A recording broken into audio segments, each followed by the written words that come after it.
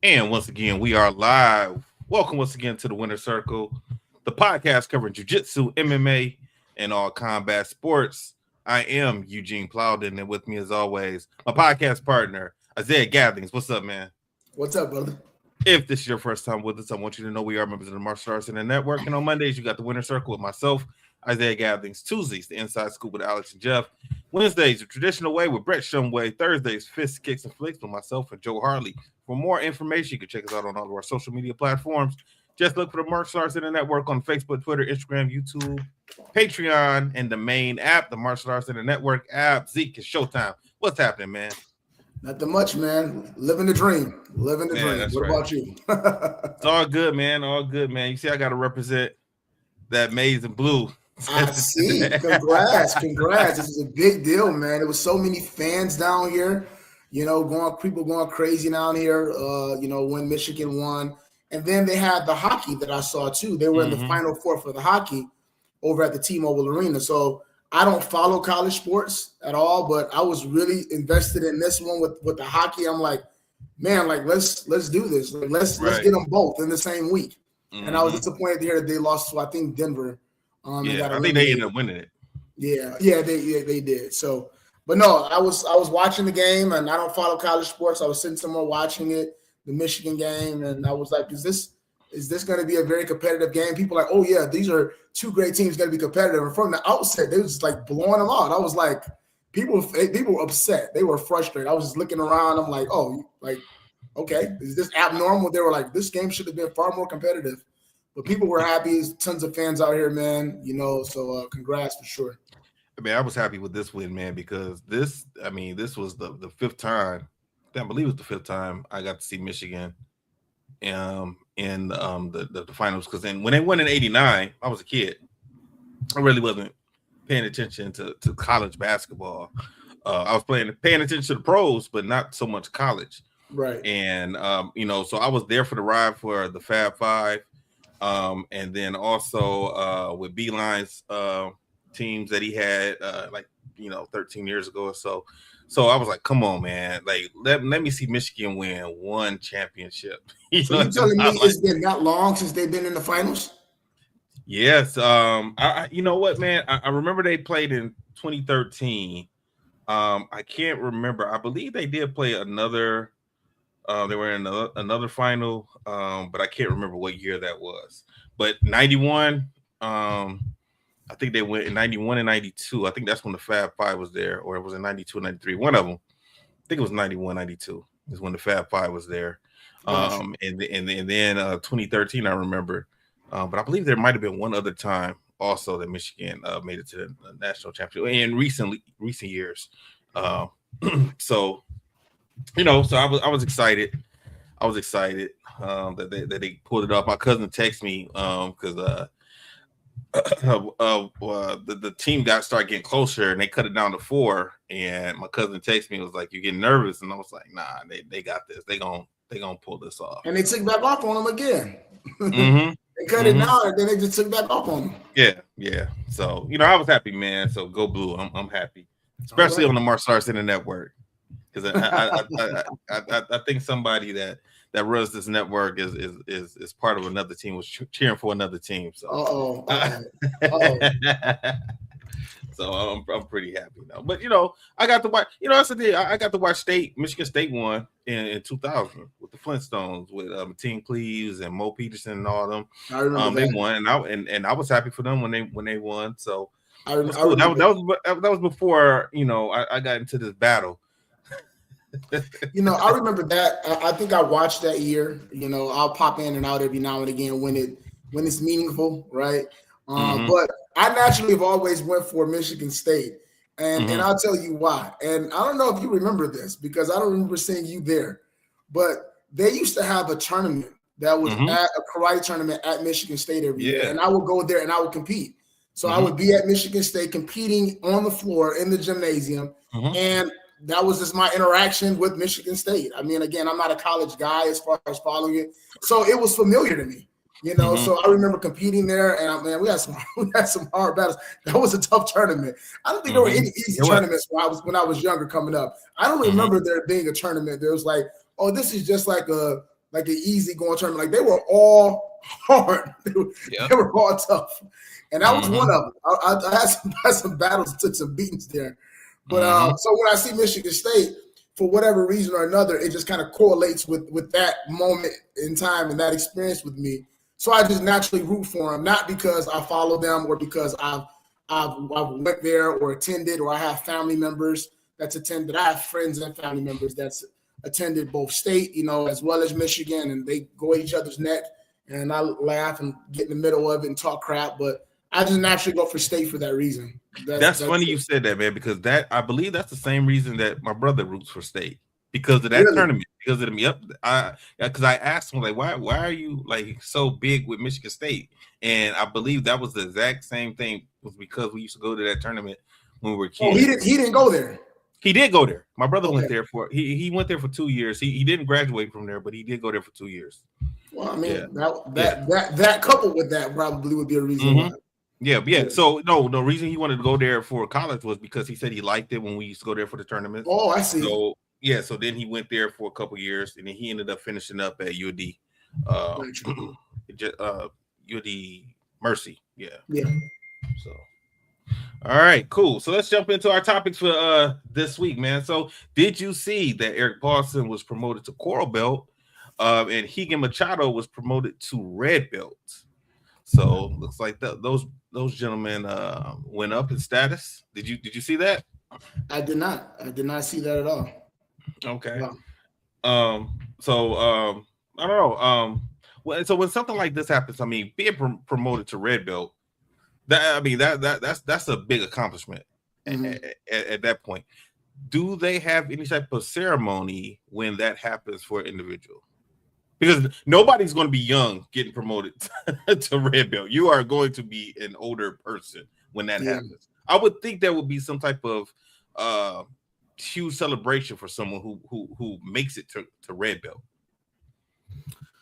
I mean, I would imagine that it is inside their own circle. I think that over a course of time, as this starts to become a little bit more commonplace, there'll probably be something that's put together for these individuals. Like for instance, you have, by the way, and I think I've went on the show before and said that I really disagree with this. To each his own. You feel free to do whatever you do on your own academies and gyms. But like when people get the promotions and they take the belts and they just beat the crap out of them, you know what I mean? It's a rite of passage. I think it's the most ridiculous thing. I think that if I'm a parent and I'm looking online to try to figure out where to enroll my child in martial arts, and then I see a ceremony where people are walking down there and they're being whipped and beaten with belts, going down down the line of individuals, and there's always at least 50% of these dudes are a-holes. Like they're winding up, they're going crazy with it. They're not just doing it in a ceremonial fashion. They're like borderline trying to hurt this individual. You know what I mean?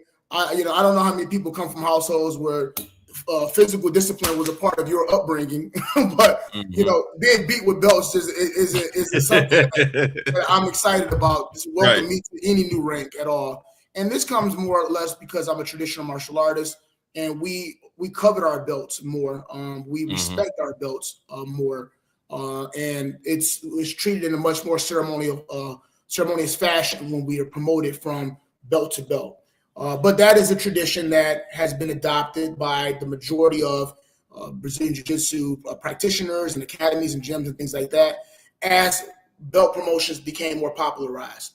I would assume that as this starts to actually happen a little bit more, outside of the circles of just the upper echelon Gracies and Machados, that as it starts to actually mainstream a little bit more into some of the other academies and dojos or whatever you want to call them, or gyms, that there'll probably be some type of traditional ceremony or rite of passage thing that they'll have. But for now, the majority of those people that are getting promoted to those ranks are all inside of that Gracie and Machado a family or circle or network of individuals. They probably know or are aware that it's coming. So I don't know what kind of ceremony they would have outside of something that they enjoy themselves. But I would imagine over the course of time that there probably will be something that's traditional and customary for people to be able to do to celebrate such a monumentous milestone. I was thinking also if the students of these practitioners would do something for them also. Mm-hmm. Um, I know Hegan has a very big network of black belts. Eric Paulson also. You know what? Eric Paulson is associated with Tim Planet, the Tim Planet gyms also. Because the gyms, the one I was attending, I think it said something about Eric Paulson. Well, if I'm not Right here. mistaken, Eric Paulson was a catch wrestler first, which is what makes this even more interesting.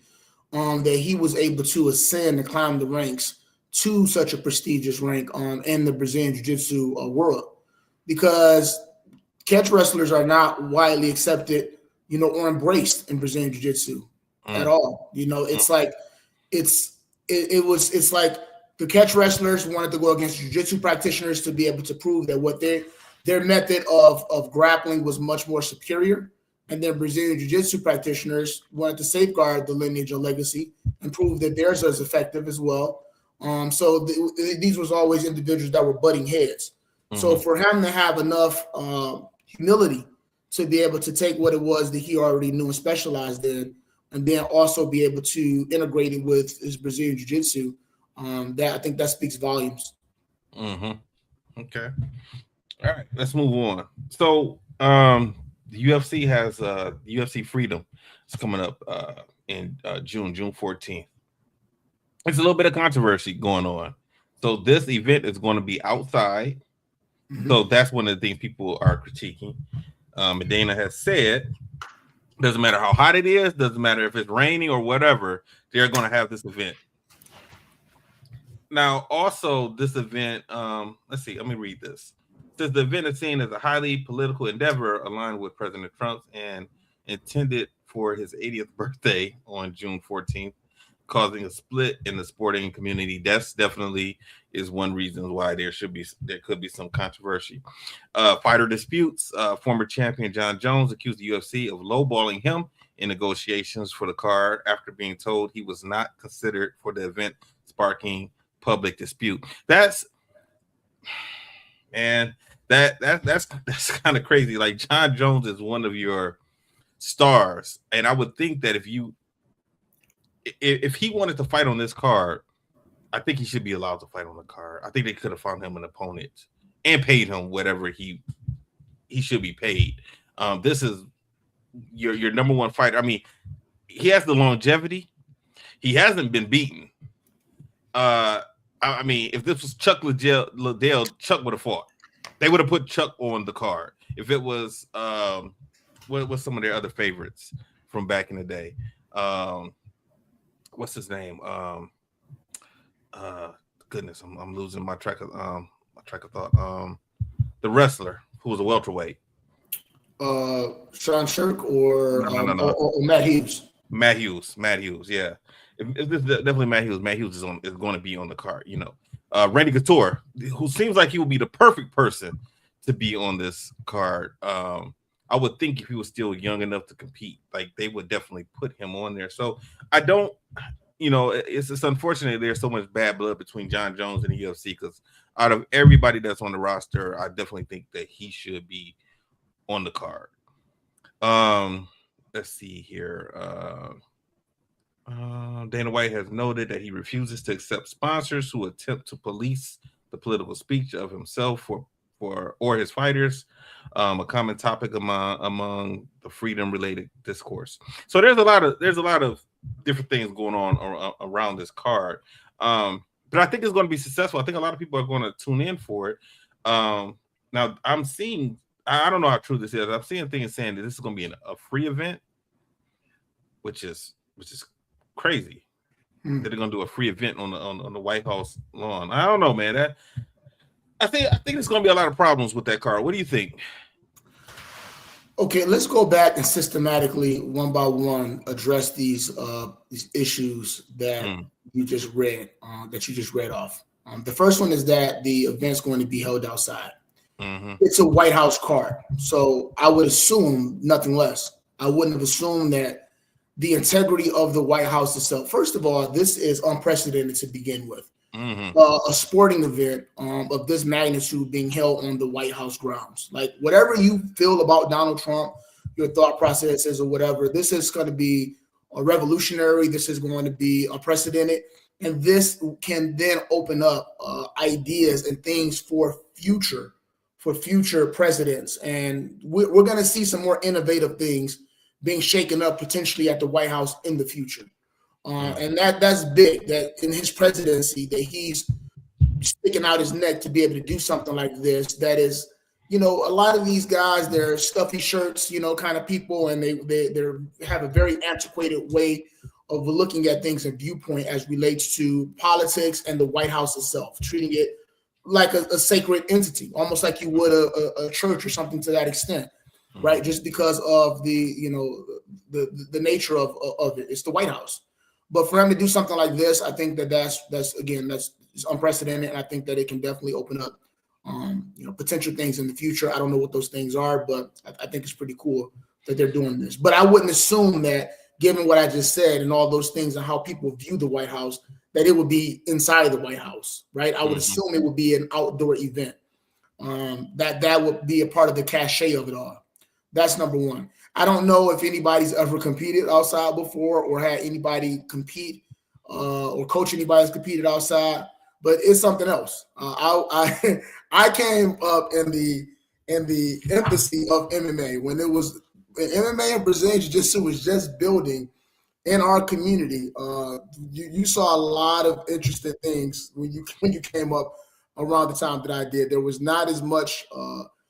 There was not as many promotions, and there's not as much accessibility to it as it is now. So when you were coming up as a fighter, you fought wherever they had it. It was difficult to get sanctioning in a lot of places and things like that. People didn't really have access to venues. The money and the fandom wasn't really there. So we've competed in barns before. I remember I was called to go to Indiana to compete outside of a strip club. They had a cage set up in the parking lot? In the parking lot of the strip club. In the parking lot. I drove to Indiana. So it was a fight that dropped. Where was the locker room? It was you had to go. You had to go inside the strip club if you had to use the bathroom. So we drove to Indiana. A fight had dropped off at the last minute, and they needed somebody to fight. I don't know what I was thinking. That lets you know what kind of confidence I had in myself. I think the guy was like something crazy too. He was like 7-0 or 10-0, and I was like, it's like my second or third fight, and I'm like, whatever, man. Like let's go, So no, actually, no. I'm sorry. I'm telling the story wrong. I did go to fight somebody that was my record. I apologize. They called me to fight somebody that was my record. When I got there and the guy saw me, he got scared and he backed out. Like he was like he didn't want no part of it. So then they were trying to get me because I guess the main event guy, his guy didn't come. And maybe this is a part of the ploy to begin with. Who knows? Like maybe this was always a part of the ploy. But then they asked me because they heard I was good, would I fight the guy in the main event since I was already there? Initially, I said yes, but then after I talked to my team and a couple people, they was like, this dude has a lot of experience. I wouldn't do it if I were you. I talked to my team and they was like, no, just because we drove here, because it was myself and I had another fighter that was fighting as well. And I ended up declining after I thought about it, talked to my team about it. It was not a smart decision to be able to do. I was still in my infancy, like I said, it was like my second fight or something like that. And when I saw the guy fight at the end, I mean, the referee even said he's seen people, this guy put people in a hospital before. Like this guy was very seasoned. When I saw him fight at the end, I would have definitely been overmatched. But no, I got my hand wraps outside. I was ready to go. My hands wrapped outside. It's a hot day. I go inside to use the bathroom. It's one of the guys who's getting ready to fight. He's sitting in the chair like this here and getting a lap dance with his hands wrapped. I'm like, you gotta be kidding me, man. That's crazy. One guy had a beer. He was going in and out with the beer, looking at the fights as if he was a spectator. He was fighting. He was competing. This has to be like 2007, 2008. It was probably around that time. Yeah. My sons competed. There's an organization called the XFO. It was great. It's a great organization. I think they still have fights in Chicago. And their events are outside. And we've competed, as well as several of my fighters, on that card a few times. And I tell you what, when that sun's beaming down on that canvas, if you don't got a canopy, their backs was getting scorched and stuff like that. Like it starts getting slick in there because people are sweating and they're not going in there in between enough. And these are amateur, actually pro-am organizations. So the weather and the elements can definitely make a difference. So I do understand the nature of the concern, but I wouldn't have expected it to be any different. I would think that with the UFC, they will have enough things in place, though, not like these lower tier organizations that I was competing in, these amateur or pro-ams, early 2006, 2007, right? They will have canopies. They will have things to be able to block the rain. And we've seen boxing events before, and WrestleManias where they've had them outside, where the weather started to kind of get shaky or inclement, where it was windy or was raining, and it did not affect the actual venue itself. We've seen that. They'll have canopies up. They'll have fans and stuff like that that's blowing, cool air and all type of irrigation systems and things like that in place. It's the White House. It's the UFC. So I do understand the concern because it can get, if it's not managed right, the weather, whether it's raining in there or not, just from it being hot and humid outside, it can make it slippery in there. It can make the fighters kind of uncomfortable and create a different scenario situation for them. But I wouldn't have expected anything any different. With the UFC, one of the things the UFC does, we see the main card, and the main card starts at 10 o'clock in the evening, and it goes until wherever. Well, I think now they changed it to 9 o'clock, I think. Anyway, but they have fights earlier. Before we get to the main card, they have fights. And those fights start, they start like around 2 o'clock in the afternoon, 2 or 3 o'clock in the afternoon. It's just a long time before the main event start. So though I don't feel, those guys are definitely gonna feel the heat if it's a hot day in June. It's gonna be hot out there, They're gonna feel the heat, but what kind of condition is the canvas gonna be on by the time what kind of condition the canvas is gonna be by the time the main card starts? I'm sure there are people going in there. They'll be dry mopping it. They'll be, getting the sweat and stuff like that and the condensation and getting all that type of stuff, up off the mat. But again, we know this is MMA. It's not just the mat itself. We also have to be concerned and conscientious about the fighters as well. If you've never fought or competed in MMA, it's different than boxing. In boxing, you can grease up in the back. You can put your grease on. You can, grease anything up, even the kickboxing. Because there's not a wrestling or grappling component there. So, the kickboxer put the liniment oil on and they get all greased up and then they go in the ring and they fight. They're oiled up. MMA, you have to have a dry body and you can't even put grease on in the back. You have to do it at the cage, and then they have to do it to apply it to make sure that it's as minimal as possible, but also giving you some type of, lubricant on your face to make your face kind of flexible, to also make sure that it makes it much more difficult for you to get cut with those punches and those elbows and knees and kicks and things like that. But the reason that is the case is because in MMA there is wrestling and grappling, and if you can oil up and become slick, then it's going to be hard for somebody to get a hold of you, hard for them to take you down, definitely difficult for them to finish you with a submission. So now we talk about just a natural lubricant in sweat, because you're outside and it's 85 degrees, and it's humid, outside or whatever the case is. And a guy who normally is not getting really sweaty maybe until round 2, or a girl's not getting sweaty until midway through the second round, is walking out. And by the time the fight starts, you touch gloves, within the first 90 seconds, this person's already, sweaty, slippery. Those things matter depending upon what kind of fighter I am, what kind of game plan I have, and what my path to victory may be.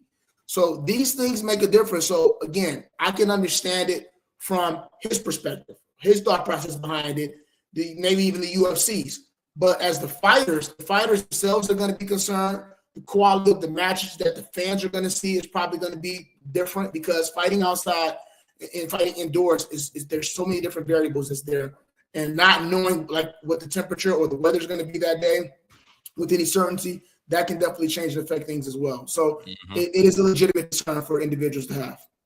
And another thing I did not mention, but I did see on here, is people were complaining about the lack of star power that's on this card. So let's get to that in a second. So I'm just looking at this. I didn't write the card down. Let me see if I can pull it up though. Go ahead. So while you're putting that up, you talked about the fact that it being Trump's birthday and that dividing individuals as well. Mm-hmm. I think that was I don't want to use the word poor choice because it's his choice. He's the president. I mean, he wants to celebrate his birthday by being able to have something as monumental as that, happen on his birthday and tie that along with his birthday. I mean, I guess one may think that that's a smart thing to do if you have the power and the ability to do that. However, in doing that, you take away, because I wasn't aware that this was his birthday. Mm-hmm. I think you take away, you've changed the dynamic of things substantially.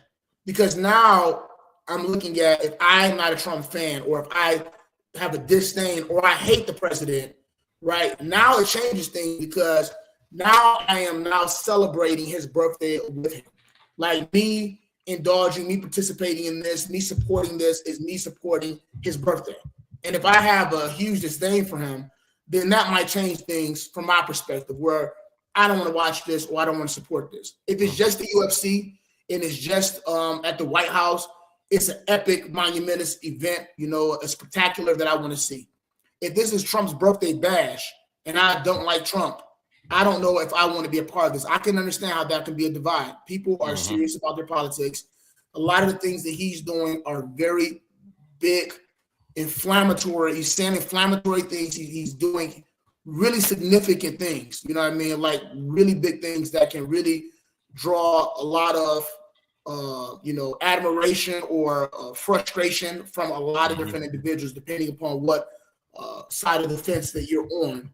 So I definitely think that if it becomes about Trump, which it potentially can, if it's on his birthday, this can definitely affect support for sure. Mm-hmm. Yeah. So I think we talked about this last time, man. But the main event is Poirier against Gaethje. That's the main event. And then we got the co-main event is Alex Pereira against Cyril Gane again.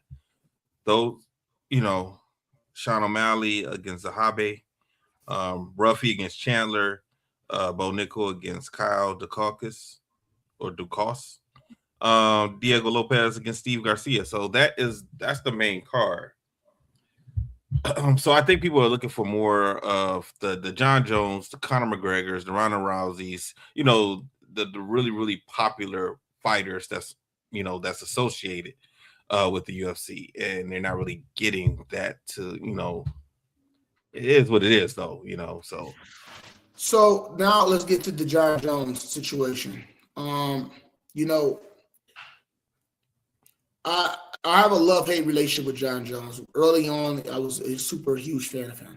And this happens a lot with me and my fandom when people become champions, because when fighters become champions, 9 times out of 10 they become boring. They just aren't very exciting to watch anymore, and I'm not as big of a fan of them anymore, because I don't feel like they are putting anything on the line anymore. They're just fighting very safe. They're doing just enough. You hear them apologizing all the time. Oh, I'm sorry, guys. This guy's so tough. I'll put on a better performance next time.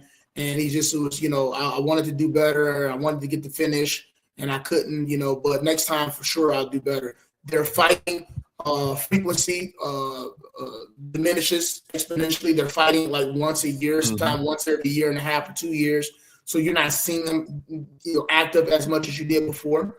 And yeah, I just, I started becoming fans of those hungry wolves that are coming up, because you're seeing them more. They're putting more on the line. They're risking more.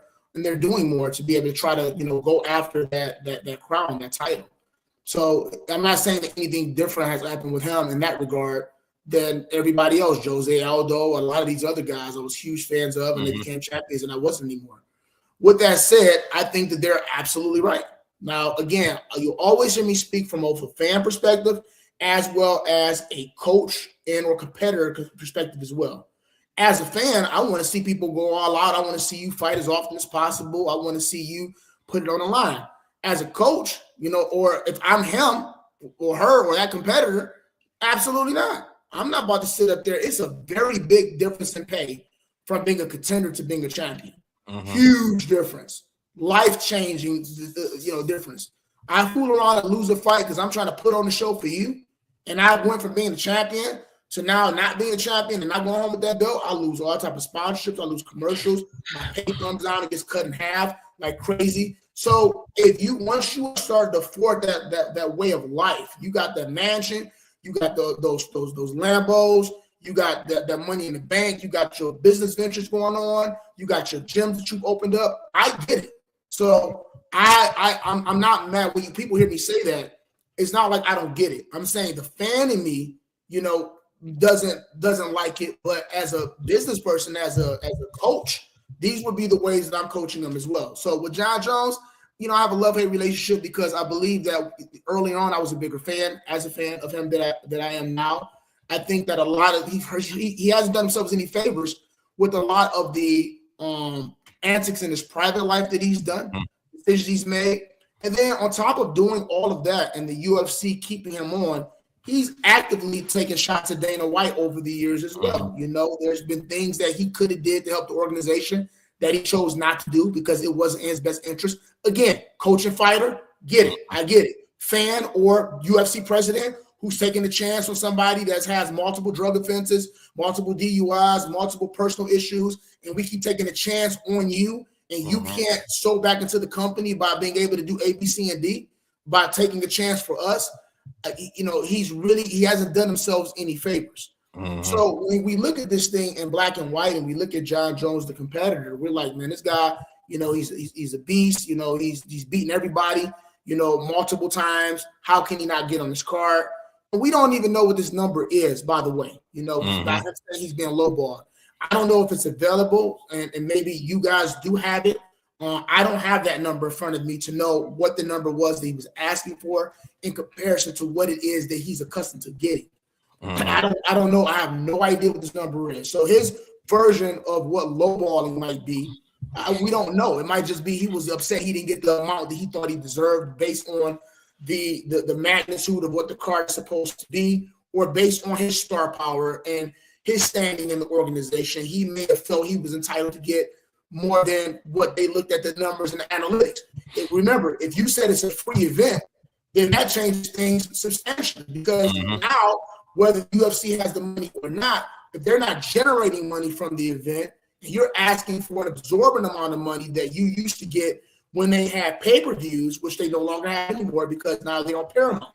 So this probably changes the pay scale quite a bit. And if you're sitting there saying you're being lowball at a free event that is no longer pay-per-view, and I don't know, right? And I'm not saying that he doesn't deserve what he was asking for, but you're not going to get any favors from an organization that's taking that many chances on you, that you've taken shots publicly at the president, and other individuals that's in the company, matchmakers and things like that over time. Your fighting alone isn't enough for them to go out their way to be able to put you on this card.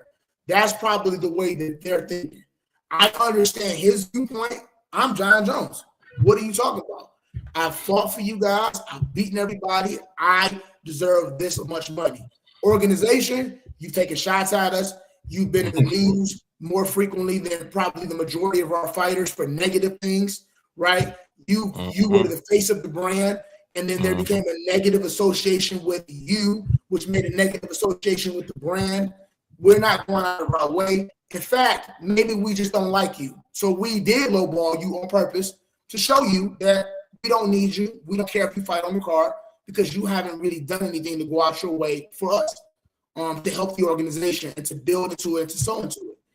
So again, I understand people's surprise, but if you take everything and you look at the totality of the situation on both his side as well as the business side, I wouldn't say that it's especially surprising. And couple that with his inactivity as well. Like I only want to come out when I want to come out and pop out, and I just want to fight on whatever card I want to fight on. And y'all either make it happen, or not. Like, it's been years they've been trying to get him to fight people, and he's been not fighting them. I don't ever want to use the word ducking, but so I get it. I don't know what your thoughts are on that. Yeah, man. I when I sit back and think about Jon Jones, man, I think about he could have been the really first MMA superstar. You know what I'm saying? Because we already established that he is beating everybody that he's fought. If he had played his cards right, the sponsors would have been there. Like, he should have been on commercials. He should have been on TV shows. He should have been on movies. And I think the reason we don't see him more on those different platforms and doing bigger things is because the other antics that has happened in his past prevented him from getting, a lot more money than what he's getting. He probably could have made more money in endorsements and sponsorships than he was getting from the UFC. And if he's getting that, then that would have raised his stakes within the UFC. And I just think that, he just went about things the wrong way, which is unfortunate, but hell, he's still making more money than me. So who am I to say he doing some shit wrong? As far as the star power goes, the UFC has really oversaturated their roster, and it makes it difficult to build the stars of old. Hold on. They did, but I think the UFC brand is what's oversaturated, and not so much the fighters, because a lot of fighters, like take somebody like Justin Gaethje. Do you think the average person knows who Justin Gaethje is if you're not really watching the UFC? I mean, but see, that's probably not. But see, that's my point, though. What do you call a star today? When they say lack of star power, like you are an old school MMA guy more than a new school MMA guy. So right. You religiously talked about how there's too many events now. There's too many shows going on, and it makes it difficult for you to be able to follow along with all the fighters that they have on the roster. And there's a very long periods of time in between you seeing your favorite fighters, resurface and fight once again. If you had to build this card right now, I want you to use your current memory of the people that's in MMA right now. Give me some names of some superstars that you think should be on this card. From back in the day, who would have been on this card? From now. Right from now. Uh-huh. Shit, I don't even know the roster really. See, that's what I'm talking about. That's what I'm saying. You see, that right there. That's what I'm saying. When you say lack of star power, unless you are an avid UFC fan, because you even just brought up with the Justin Gaethje thing, it's to me because of the oversaturation of the UFC, the events, the fighters that they've let into the UFC as on the roster, it's difficult to build stars. You want to know how I know that? Because they now admonish you if you don't call out fighters when you get the microphone. They'll tell you, Joe Rogan and those guys, they'll tell you, when you get the microphone, you get an opportunity to call somebody out. We need you to make yourself a star. We need you to call people out.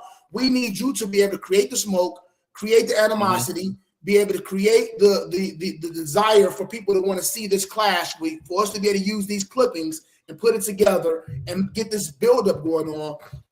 We need you to maximize your call out. So they get mad when people get on the microphone. They be like, give me a name. Who would you like to fight next? And then they start to say, back in the day, it was humility. It was you were being humble. You were patted on the back for this. Hey, you know what? I don't match my own fights. I leave that to Sean Shelby and Dana White and the UFC staff, the matchmakers, whoever they put in front of me. I'm going to stand in front of them. I'm going to give a show. I'm going to fight. I just appreciate the opportunity. Back in the day, they loved you. Oh man, such a humble guy. We can't wait. They hate it now. They hate it. If you do that now, they go right back and they talk about you. We really wish you would maximize this call out. You get the microphone in front of you. You really need to maximize that call because they want you to do the work. They want you to make the match the fights up. They want you to make yourself a star. That's the reason why Conor McGregor, people out here still thinking Conor McGregor is undefeated. This dude lost like 6 times. We've seen this dude get choked out, laid, broke, beat down. But because of the fact that he has such a mouthpiece on him, this is why the John Jones thing is controversial. John Jones realized a long time ago when he was the baby face of the organization, he was a smiling good guy. He didn't have as many individuals that followed and knew who he was, and then he turned heel. Like it was almost like he watched some WWE and he realized that he needed to turn heel. When John Jones turned heel and he turned bad, he started getting fist fights with Daniel Cormier, and his personal life became a mess. I'm not sure that was scripted into it. That was just probably accidentally just leaked into everything and helped build the character more, right? But when he started talking junk, calling people out, stuff like that, love or hate him, you were watching. I can't stand it. And they loved it. That's why this is a big deal now, because he's like, I developed my character. like The Rock did, like Brock Lesnar did, like Stone Cold did. I developed my character. How can I not be on a card like this? And I developed the character and helped lay the blueprint for.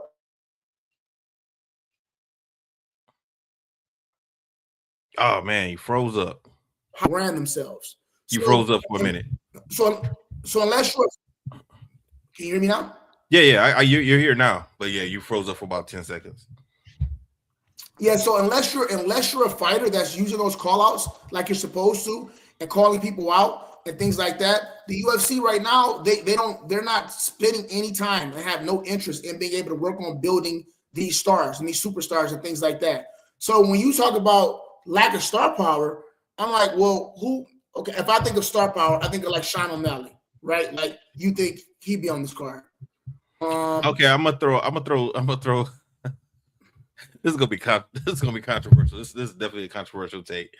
What I would make the headline that people will probably hate, but it will get eyeballs on the event, would be Jon Jones against Brock Lesnar. That's what I'll do. People gonna hate that because Brock Lesnar ain't fought in years. Mm-hmm. But once again, it's the star power, and that's what you want. You want star power. You want those big names. You know, Conor McGregor. I don't care. Even though he ain't fought in a long time, he's still a big name. Ronda Rousey, she ain't fought in 10 years. She's about to fight Gina. That's big name. Like, imagine if Gina versus Ronda was on this card. I think they mean big. I think they mean star power like Derek Lewis, Sean O'Malley. Like Valentina, like Amanda Nunes. You want the average, but see, those fighters are going to get the MMA crowd. An event like this reaches past just the MMA people. You want the average consumer, people who aren't watching the UFC, because you want them to watch it to see your normal fighters that's on the undercard, not the main event guys. You want them to see them people and like them and get used to seeing them to come back to the next event to see them again. But if you got some names that you know people are going to tune in to watch, that brings in the average person. Like a WrestleMania. This is the WrestleMania of MMA. Right. So you're saying they should have the fights that they have on there to be able to build these individuals into eventual household names and at least get a following. But they should have some fights on there that are spectacles, that are just ridiculous fights, crossover fights, that you just like, what? Like, I got to see this. Like, this is the most ridiculous matchup I could have ever imagined. Well, not just that, but still make it a good fight. I don't know. I would have to look at the roster of people. In Japan, that's what they do, though, and that's why they're successful. Japan definitely does that. Overseas, Asia, Japan, they're gonna have like they're gonna have a lot of regular fighters. You're right, and they're gonna have like a spectacle type of sideshow. Where you like, are you serious? Like, I have to see this fight. I have to see this. This is just crazy. Like, how did you guys even put this together? You're right. I think that would have changed things, But let me ask you this. I mean, this could be controversial. Like, do you think Jon Jones could beat Brock Lesnar? What? Jon Jones could beat Brock Lesnar? Mm-hmm. Of course. I think so. Also. But there's some people who would not think that Brock Lesnar would lose to Jon Jones. They'll say he's too big. Because Brock Lesnar is going to be cutting down to 264. Or 260. He's gonna be cutting down. I don't know these people that would think that. This must be WWE fans. No. This not the MMA people that I know believe this. If you are watching this show and you are an MMA person and you believe that Brock Lesnar would defeat Jon Jones, I need you to drop me a message. Find me on any of my social media. Hey man, drop me a message. People in Wyoming, you got people in Montana, you got people in Nebraska, you got people in Idaho, you got people. Come on the show and debate me. Come on the show and debate me. We'll have you on. Like, let's send some emails. Contact the main network, right? And let's get an influx of emails, and we'll pick out the first one. Send some emails, maybe some videos of you, and we'll have you on the show, and you'll get an opportunity to debate me one-on-one about whoever we select. We'll pick a different one. We'll pick a few of them, if we have to. And I want to hear how you believe that Brock Lesnar would defeat Jon Jones. I'm not even going to get into how absurd this is, or start even giving out facts for you to try to refute. I definitely believe there are people that think that. I definitely think that people think that. But if you're watching this show and you believe that, get a hold of us, and we're gonna make sure that we set this up, and we're gonna make this happen. And whatever you were smoking on when you came up with that, you have your smoke ready when you come, have your drink ready, because you got to be doing both of them. If you believe that Brock Lesnar, the WWE superstar, but he was a UFC fighter. He was a UFC fighter. He was UFC champion. Yeah, he was. Yeah, he was. But I mean, he had one fight as UFC champion. It wasn't like he had a long time. It wasn't like he was did what John Jones did. This is taking a turn. And I'm not disrespecting Brock Lesnar is a real wrestler. He's an NCAA champion. This was not a part of the show, by the way, folks. No, it wasn't. This was not a part of the show, by the way, folks. This was not a topic on the show. This is taking a turn. I'm excited, though. I'm excited to see where this goes. Yes, I'm excited to see where this goes. Yeah, but once again, like Brock Lesnar was a real wrestler, not just a pro wrestler. He was an NCAA champion, and he's a big guy, man. So I don't think he has the stamina, man. Brock Lesnar got to be almost 48, 49, 50 at this point in time. John Jones is still going to have the youth on his side. So I definitely don't think Brock Lesnar could win. But, 10 years ago, if they would have made it happen, that would have been good. Especially here, if they did it on the UFC, the White House, that would be as the main event. That people would have tuned in to watch that. They would have made a lot of money on that. But let's move on, man. I don't disagree with that. You're right. All right. So last night we had UFC 327, and here are the results. Now, did you watch this card last night? I only saw a couple of fights. I hate that I missed it. I didn't see it at all. I didn't see it at all. I was actually training a fighter for her UFC fight next week while this card was going on. And after it got done, we got done training. There's a television inside the gym, and we hurried up and we popped it on. And I was able to catch a couple of fights before I was able to pop out. So I did not see the entire card, nor did I see the results for this until now, actually. Man, I was surprised to see Cub Swanson is still fighting. Like, I remember Cub Swanson fighting in WEC back in the day, and that was before the UFC bought WEC. That's why I remember Cub Swanson from. Mm-hmm. Carlos Condit was in the WEC, I think. Chael Sonnen was in the WEC. I remember all of them from WEC. I was like surprised to see Cub Swanson still competing, man, at this age now, man, because that was almost 20 years ago. But he won his fight. He won it by KO in the first round. Yeah, knockout. Yeah. Wow. See, this is the first time I'm seeing the results. And let me tell you how I would have bet this thing. Okay. I would have probably had Cub winning. I would have most likely had Johnny Walker beating Dominic Reyes, but he lost by decision. I'm not sure if that was unanimous or split. Let me ask you something, Zeke. Before you go on, before you continue, was this Dominic Reyes against Johnny Walker? Was this on another card that we were supposed to talk about and got moved to this card? I thought we saw them potentially lined up before, or did we review this?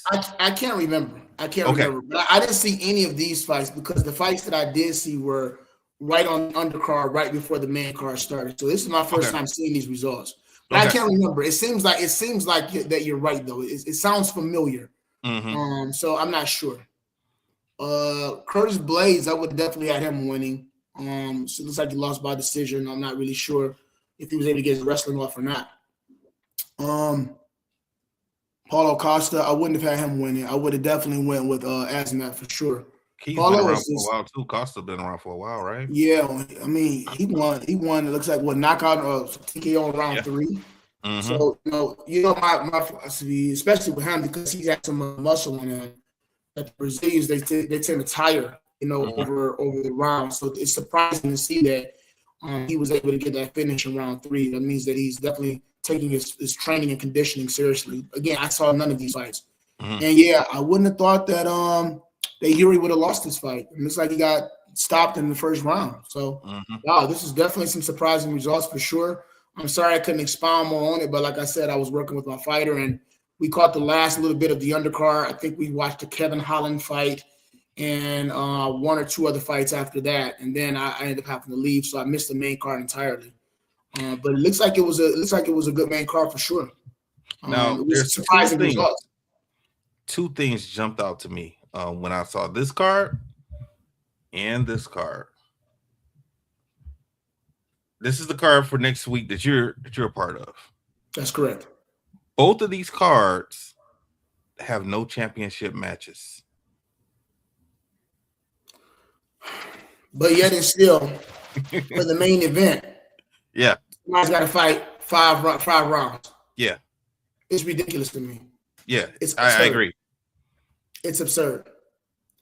It's absolutely absurd to me. And I've talked about this on this show before, that there's no title on the line, and then I still, because of the fact of my placement on the fight card, I have to fight more than anybody else because of my placement, because I happen to be last.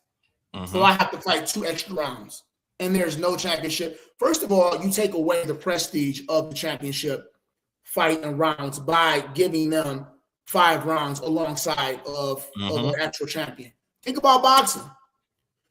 No matter what the names, how big the names are in boxing, if it's not a championship fight, it's 10 rounds. It's a 10-round fight. It could be for the biggest names. If they don't have belts, they're 10-round fights. They're not 12-round fights. Those are reserved for champions, period. It's an honor and a privilege to be able to fight those 2 extra rounds. You know, people look forward to it. I want to be in a 5-round fight. I'm in a 5-round fight not just because of the fact that nobody is the champion and you have no champions in the card. There's too many champions. There's too many for there not to be a actual champion fighting each and every card, just based on the natural rotation. If you're having numbered cards at least once a month, by that rotation, by the time that it's time for another event to come up, naturally somebody should be about 3 or 4 months removed from their fight. That's a champion, and it should be time for them to fight again. Why is this still happening? Yeah, and so they can get away with it now because, not cutting you off, because it's not a pay-per-view per se, which, by the way, I am paying to view, right? If I'm paying for Paramount, I am still paying to view. I'm just paying over a course of 12 months in small increments versus being able to pay one big fee for a pay-per-view card. So because it's not a pay-per-view, they can get away with saying, well, we don't have to put champions on there. But they was doing this before when they were pay-per-views. Champions not being on the card. There should be a champion, at least a champion. I believe 2 in the main event and in the co-main event, but at least 1 every card. This is nonsense. And if there isn't, these people should not fight 5 rounds. So the UFC 250, the Freedom event, has 2 titles, right? The lightweight title, Topuria against Gaethje, and then the other one is the heavyweight interim title, which is Pereira against Gane. So I'm like, all right, that's just those 2 titles. Where are the other champions? It's April. This one is in June. If I'm being honest with you, for that particular card, if you really want to talk about star power, I would put all the champions on that card. Yeah. I put all the champions on that card. Yeah. That's a good one. I mean, once, and never done before at the White House, once in a lifetime opportunity, may or may not ever happen again. Because when he moves out of his presidency and somebody else moves in, and they may not seek to continue to keep this up. They may not be UFC fans. This may not be something, they may feel like this is desecrated the image of the White House and the traditionalism, and what it represents and what it stands. They may just, totally turn and move away from this entire type of activity or thing. So this may not be something that ever happens again for all we know. I would have our champions on the card. Yeah. Personally. Yeah. That would make sense, especially if you don't have the name power. Definitely, at least do that. That still will make people tune in. Yeah. So what about this card for next week? What do you think? All right, let's take a look.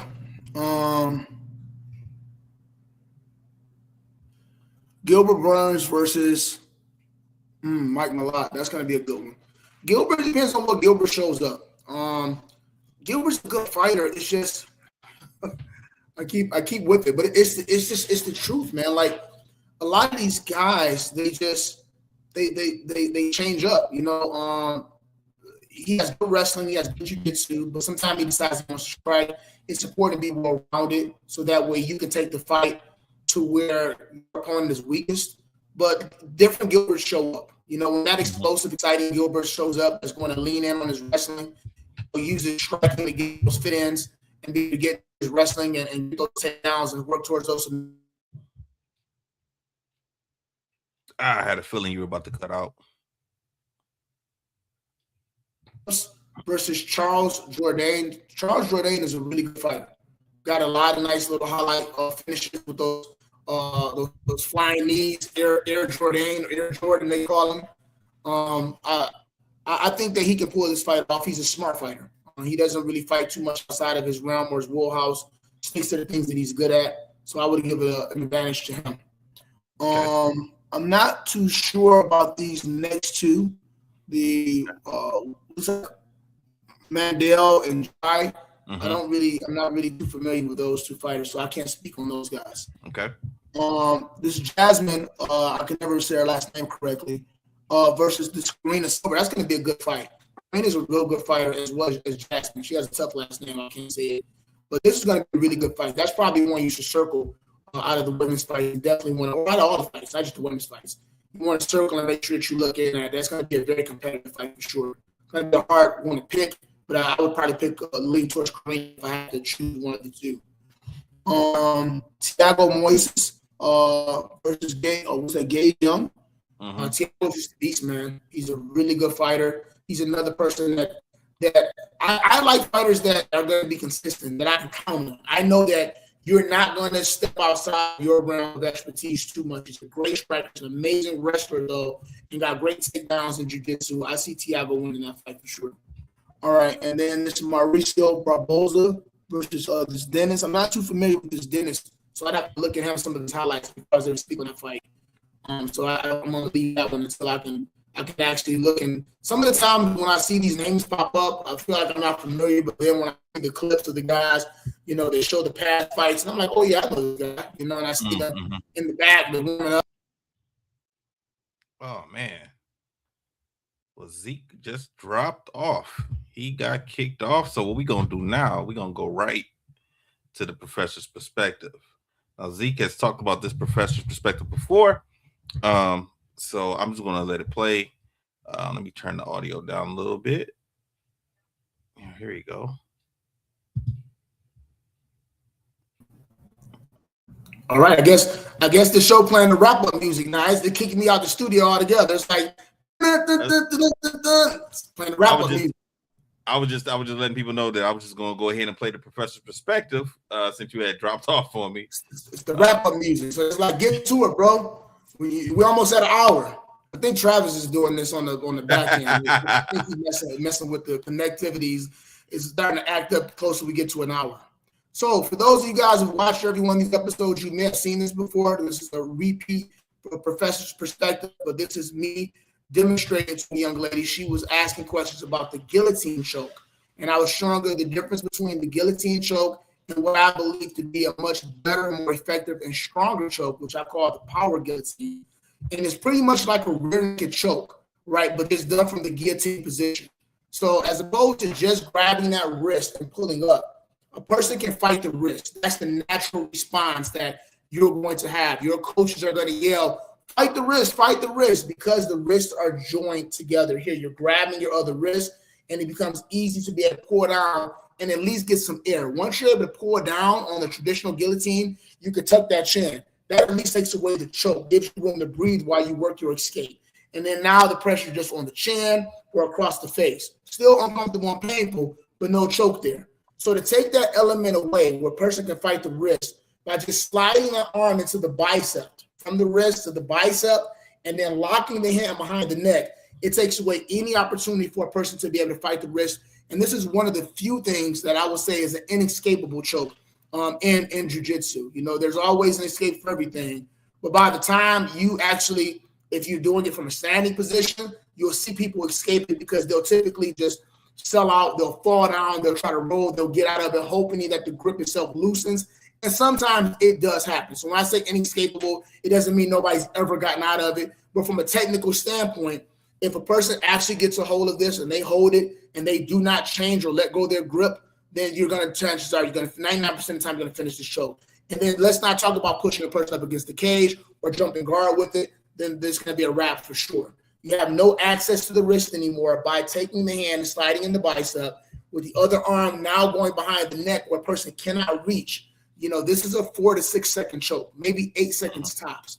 You're not going to have enough time and wherewithal with the oxygen escaping to be able to actually systematically, dismantle and take this type of choke apart. So in my perspective, this is going to always be the way to go. It's a much a better foolproof choke if you're able to get it. I would start with the actual guillotine traditional itself. And if you're not finishing it or you find that opportunity to be able to change the second that you can, slide that hand in, other hand locks down behind the neck, and you're able to finish this. In my perspective, you're going to definitely get that tap. Let me ask you something about the guillotine. Would you say that if you're standing and you have the guillotine locked in, would you prefer to keep it on their feet or pull guard and take them down? Or is it depending on what it is? What's the situation? Like if it's a self-defense situation, you're telling somebody don't go to the ground if you're in a self-defense situation, but in an MMA event, you feel more comfortable telling the opponent, your person that's competing to take up to the ground. Like what do you think? The situation always matters, so I'm not going to be dismissive of it. But for me, if it's the regular guillotine, for sure, and we're just in an open situation, like if I have it, and this comes like, do you have it? As a practitioner, you can feel if you have it. I can feel the response from the person that I'm choking. I can feel the pressure on my arm and know if I have it. If I have it, I'm going to finish it where I'm at. If I feel like I don't have it, but I'm eliciting a particular response, but I want to know that I'm going to finish this. If this is an open floor situation, jiu-jitsu situation, whatever, yeah, you can go to the ground. I get it. If this is MMA, I'm not going to go to the ground and push the person up against the cage trying to finish it there. And if I have that power guillotine, it doesn't matter what situation is going to be. I'm gonna wherever I catch it is where I'm going to keep it. Now, keep this in mind. This is very important. Anytime you change as the person that has the submission, then you create an opportunity for escape, which is why I said that people have gotten out of the choke, because typically when they get caught in the choke, the first thing they do is they fall down and they try to roll. And in doing so, now you've changed the situation for the person that has the choke.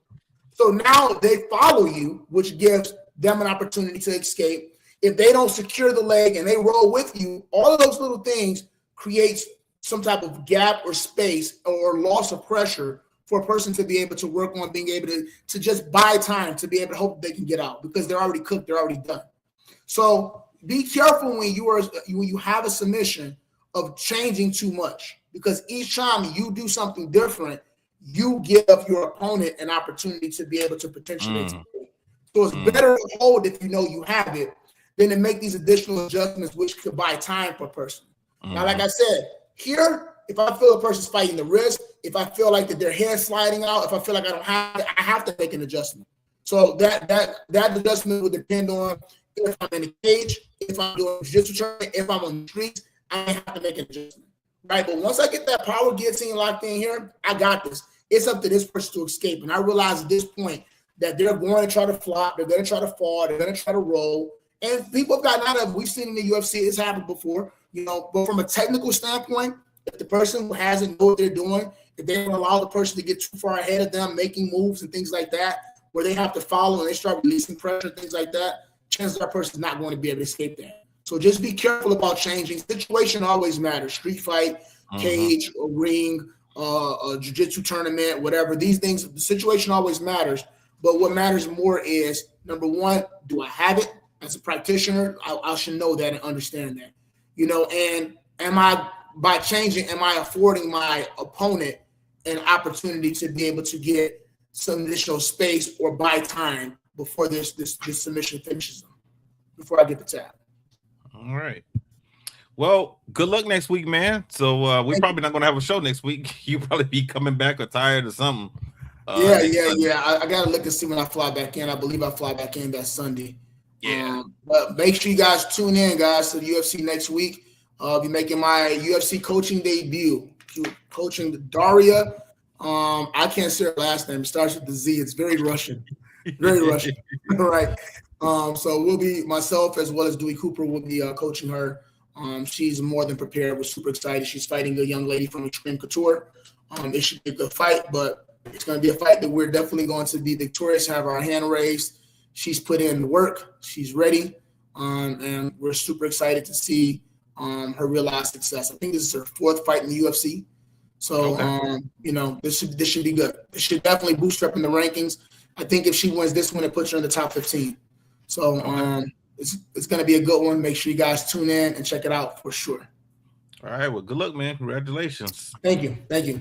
All right, everyone. Stay safe. Stay strong. We'll holler at you next week. Well, in 2 weeks. And yes. I'm going to end this stream.